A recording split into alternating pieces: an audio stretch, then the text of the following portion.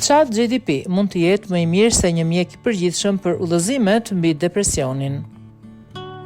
ChatGPT, një mjet i inteligjencës artificiale, mund të jetë më i mirë se një mjek i përgjithshëm në ndjekjen e standardeve të njohura të trajtimit për depresionin dhe pa paragjykime gjinore ose të klasë shoqërore që janë të pranishme ndonjëherë në marrëdhëniet mjek-pacient, sugjeron një studim. Të dhënat u botuan në Family Medicine and Community Health, revistë që është në pronësi të British Medicinal Journal. Studiuesit thonë se nevojitet pune mëtejshme për të shqyrtuar rreziqet dhe çështjet etike që lidhen nga përdorimi i inteligjencës artificiale.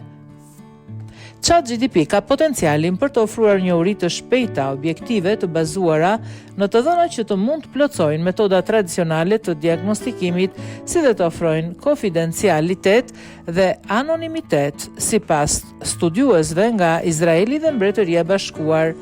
Megjithatë, duke shtuar se inteligjenca artificiale nuk duhet të jetë kurrë një mjet zëvendësues për konsultën, diagnostikimin dhe trajtimin e depresionit. Gjithmonë duhet të keni një lidhje me mjekun tuaj.